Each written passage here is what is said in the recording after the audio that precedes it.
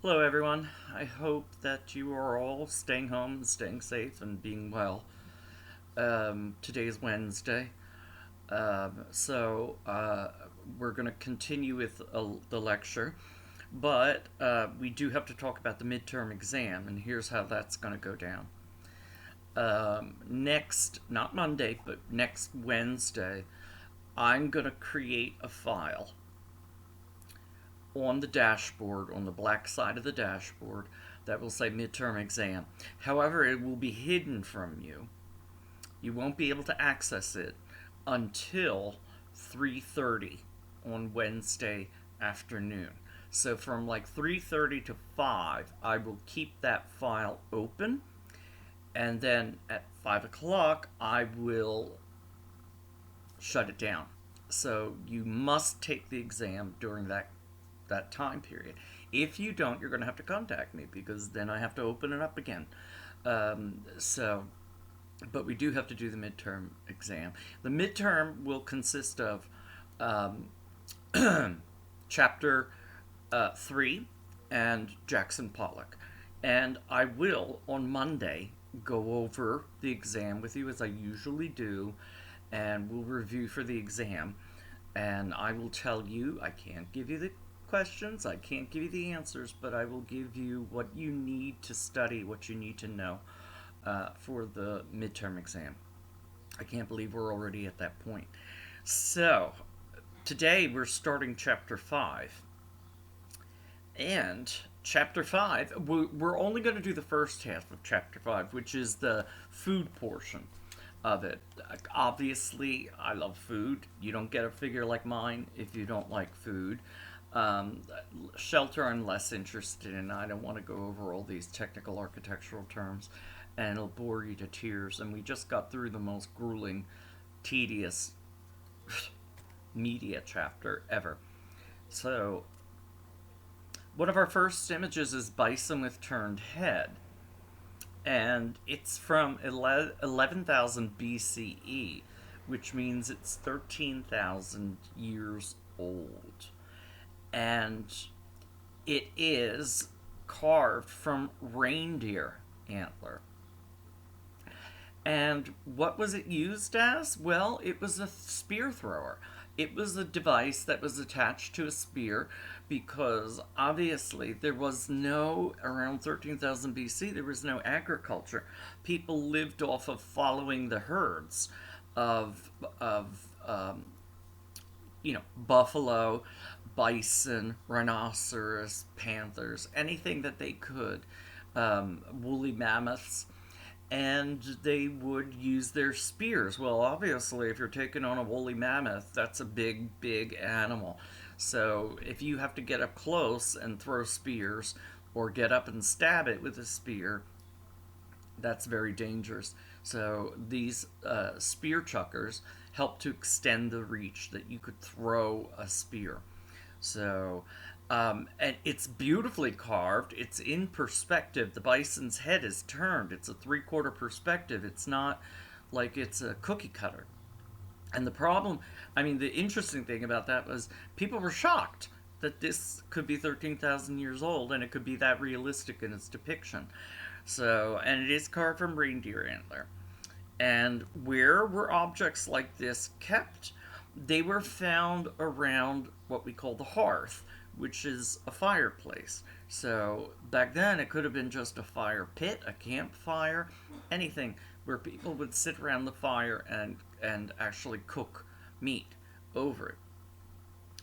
So then the next image that we have is the Hall of Bulls from Lascaux in France. And that is 15 to 10,000 BCE, which means it's about 17,000 to 12,000 years old. Um, where were they found? Well, these paintings were found deep, deep in the recesses of these caves that you had to crawl in the dark to get to. So they were not, even though we're talking about basically cavemen, and people think that means knuckle dragging, you know, dumbasses. Um, they may have lived in caves, in the opening of a cave, where it was just fortuitous that they could take shelter. But they traveled and they followed the herds of the wildlife, the megafauna. So they also didn't just stay in caves. They had tents. They made tents. They made things so that they could be mobile. They were nomadic. There was no agriculture at the time.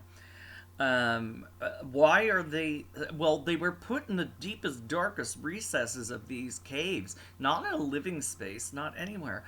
And the thing is that they were never really meant to be seen by people.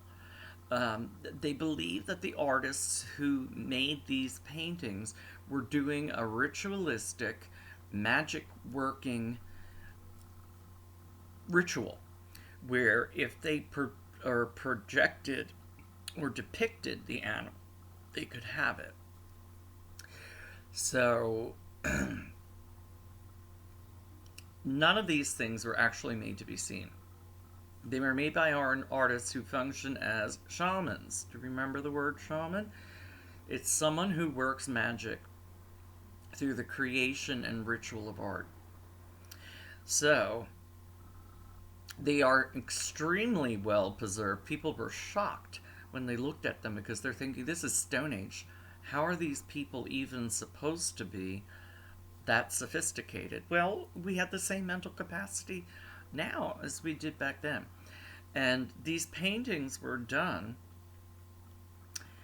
and nobody, like I said, ever really saw them. It was a shaman who was doing it for. It was made to ensure a good hunt. From the best of the knowledge that we have, it was made to ensure a good hunt. They are so well preserved. People were shocked at the preservation, but you have to understand they were done in caves and never meant for people to see them. So that's why they're so well preserved. Unfortunately, once humans get involved and once humans step into contact with the artwork, they breathe, they sweat, they raise the temperature, and these things are largely crumbling. So what they've done is they've made um, absolute replicas of the cave and had artists work on it so that people can go into the replica of Lascaux and not damage the original paintings. So, what kinds of animals were depicted? Well, lions, um, buffalo, cattle, stags, elk, woolly rhinos, woolly mammoths. All of those things were depicted on it. So, the other things that were depicted too were it's really fascinating. I want you to go to Google and Google Lascaux caves, Lascaux cave paintings, and you will see a wide arrangement of images. And not all of them are just about animals. Some of them have geometric shapes in them. They have very, very, very primitive, almost stick figure like depictions of people. But the animals are so realistically depicted, and people were freaked out by it. And when you think about it, it's because they were butchering these animals, and these animals were part of their survival. So they knew the anatomy incredibly well. So, other things that were depicted, I told you, geometric symbols, crude stick figures. They would almost, I don't know how, but like they would, I know how they did it, but they would take their hand and put it up on the wall, and they would leave their handprint on the wall by chewing the pigments, which the pigments were largely charcoal, which is black, charcoal, uh, soil or clay, which is usually reddish brown, yellow, that kind of thing. So the palette was very limited. But what they would do is they would put the stuff in their mouth, chew it, and make their own sort of, how would I say, um, airbrush.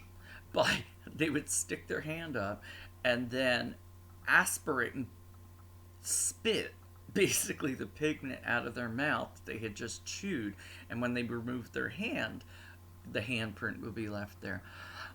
There were also tallies and arrows aimed at the animals. So it's basically our best understanding is these were shamanistic paintings done as a ritual to ensure a good hunt. So you could also look up, if you wanted to, the Altamira cave paintings in Spain, Altamira. Um, then we have Witchy Grub Dreaming by Patty Carroll Tungirai. I'm not going to get that right. Who is an Australian Aboriginal artist, and she is calling on her culture. If you look at it, it's sort of a cross down the middle, and there's some wavy lines in there that represent water. And Witchetty Grub Dreaming, there's like these little macaroni pieces on the side, and they're grubs, which are a source of protein.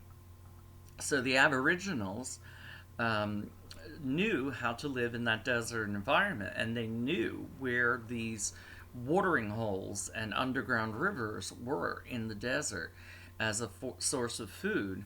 I mean, as a source of water. Water is as crucial to us as food. You can live for many days without eating.